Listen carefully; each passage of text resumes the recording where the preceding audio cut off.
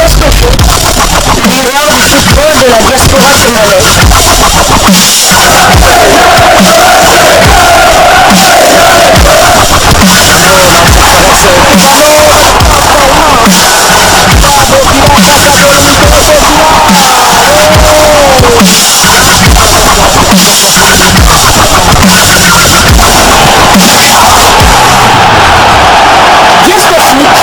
Le miroir du football de la diaspora congolaise. Vous êtes sur Diascofoot, le miroir du football de la diaspora congolaise. Diascofoot vous dit bonjour, tout plaisir est pour nous de vous retrouver, mais surtout de savoir que vous êtes nombreux en train de suivre votre chaîne YouTube dédiée uniquement aux footballeurs de la diaspora congolaise.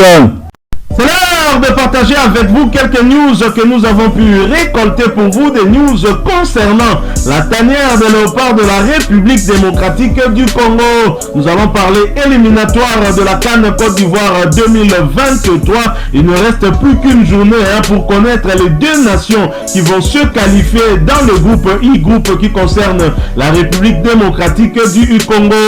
Le match République démocratique du Congo-Soudan est programmé pour le 9 septembre prochain.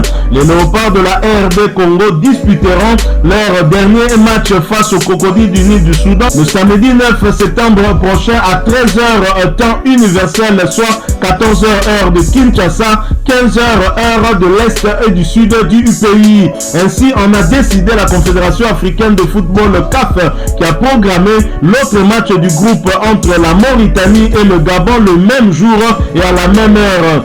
L'instance panafricaine du ballon rond a opté pour cette date et cette heure en raison de l'enjeu qui subsiste encore dans ce groupe. Pour rappel, les 4 sélections peuvent se qualifier. Aucune nation n'est qualifiée avant cette dernière journée. Alors, la République démocratique du Congo qui sera donc aux prises au Soudan pour le compte de la 6e et dernière journée ne sait pas encore dans quel stade elle pourra affronter justement son adversaire, parce que concernant le stade, il faudra attendre la dernière visite d'inspection de la Confédération africaine de football.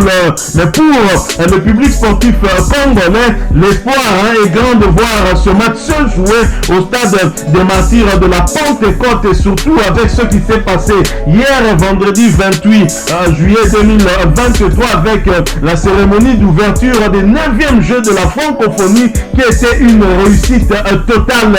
La République démocratique du Congo qui accueille ces 9e Jeux de la francophonie a eu à surprendre plus d'un. En tout cas, les Congolais étaient agréablement surpris par les moyens qui ont été mis en place et surtout par le spectacle lors de cette cérémonie d'ouverture. Et le stade des Martyrs, bien évidemment, était plein, et nous espérons que les travaux qui ont concouru justement à ce que ces Jeux se jouent dans ce stade-là ont peut-être permis à ce que ce stade réponde finalement aux normes. Mais on ne va pas mettre la charrue avant le bœuf, puisque il revient aux inspecteurs de la Confédération africaine de football de confirmer après inspection qu'effectivement ce stade est aux normes. Nous espérons que ce sera le cas, puisque ce stade peut contenir 80 000 spectateurs, contrairement au stade du tout-puissant Mazembe qui peut compter 4 fois moins de spectateurs que le stade des Martyrs. Alors nous avons besoin pour cette rencontre de la 6e journée un match à enjeu, un grand enjeu, puisque la République démocratique du Congo, qui a encore son destin en main, pourra se qualifier en cas de match nul ou de victoire. Bien évidemment, si la République démocratique du Congo était battue, elle ne sera pas directement écartée. Il faudra jeter un coup d'œil sur l'autre rencontre. Mais dans ce cas de figure, nous n'aurons plus notre destin en main. Voilà pourquoi il est important que le 12e homme vienne justement appuyer les efforts des joueurs sur le terrain. Voilà pourquoi nous insistons sur le fait que le stade des Martyrs soit homologué pour permettre à nos léopards de jouer avec un soutien de beaucoup beaucoup de Congolais, de moins 80 000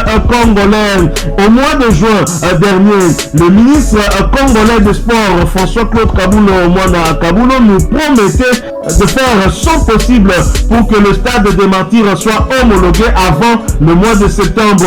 Nous allons tout faire pour que le match se dispute au stade des Martyrs. Nous ne dormirons pas pour arranger ce stade de manière que le 4 septembre, le stade soit opérationnel, avait-il déclaré. Alors, nous nous approchons de ce mois de septembre déjà. Après 2 jours, nous entrons au mois d'août et j'espère en tout cas que les inspecteurs de la CAF viendront pour donner leur aval afin que ce match puisse se jouer au stade des Martyrs.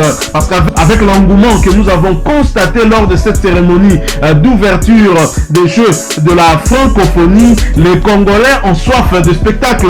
Les Congolais, surtout ceux qui vivent dans la capitale RD congolaise, Kinshasa, la capitale qui rassemble en tout cas tous les Congolais venus de toutes les provinces. Cette capitale qui est en fait la RDC en miniature. Les Congolais ont donc soif de voir leur équipe nationale évoluer sur ce stade rempli à bloc, bien évidemment, avec 80 000 spectateurs qui vont appuyer et donc intimider aussi l'équipe adverse qui, bien sûr, avec déjà de nombreux problèmes qu'elle connaît avec la guerre qui sévit du côté du Soudan, sera donc mal en point, aura des difficultés à pouvoir se sortir de cette ambiance infernale du stade des Martyrs.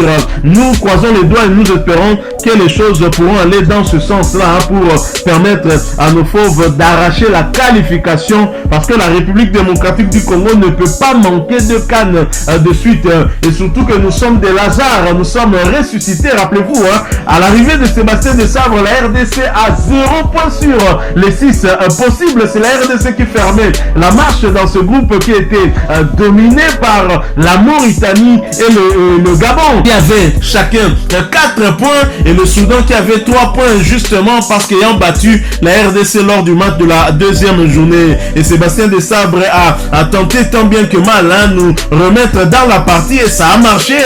Ajouter à cela cette plainte qui nous a été finalement favorable, plainte de la Fédération congolaise de football association contre la Fédération mauritanienne de football sur le cas du joueur Kadim Diao, où la République démocratique du Congo gagne 2 points de plus que ce que nous avions déjà, ce qui nous remet à la première place de ce groupe I avec 9 points, suivi donc de la Mauritanie, 7 points ex-aequo avec le Gabon, mais avec un bien meilleur goal différence.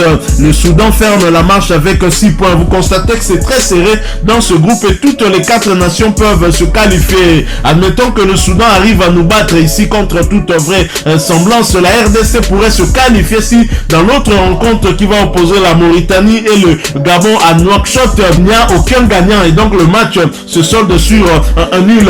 Dans ce cas de figure, la RDC sera quand même qualifiée avec le même nombre de points que le Soudan qui dans ce cas aurait également 9 points, mais avec un bien meilleur goal différence, le goal différence particulier, puisque le Soudan nous aura battu en aller et en retour.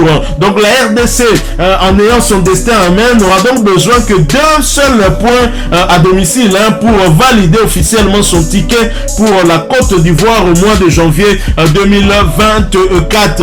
Voilà donc nos espoirs restent sur la prochaine inspection de la CAF pour valider, homologuer le stade des Martyrs. Mais qu'à cela ne tienne, si cela n'arrivait pas, Lubumbashi servira une fois de plus à la République démocratique du Congo. Le peuple louchois, qui est un peuple qui aime le football aussi, va donc appuyer cette équipe, même si le nombre sera limité dans ce stade du tout-puissant Mazembe qui peut contenir un peu moins de spectateurs, mais je ne doute pas un seul instant qu'à Lubumbashi également, au cas où le stade des Martyrs n'était pas homologué, à Lubumbashi on poussera comme ils ont eu à le faire lors du match de la 3e journée face à la Mauritanie avec cette belle victoire 3 buts à 1. Voilà donc bonne chance donc à nos fauves. Attendons donc cette date du 9, mais en attendant espérons qu'on aura une bonne nouvelle concernant l'homologation de notre temple mythique du stade des Martyrs.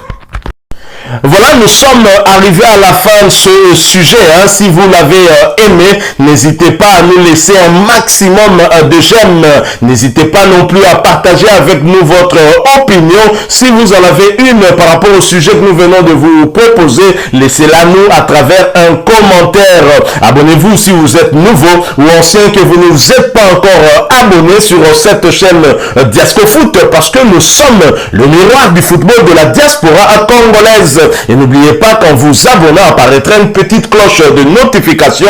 Cliquez dessus pour ne plus rien manquer des prochaines vidéos que nous allons vous proposer. Encore une fois, merci à vous, avec espoir de vous retrouver très bientôt avec un autre sujet d'actualité. En attendant, portez-vous bien et Diasco Foot vous dit au revoir.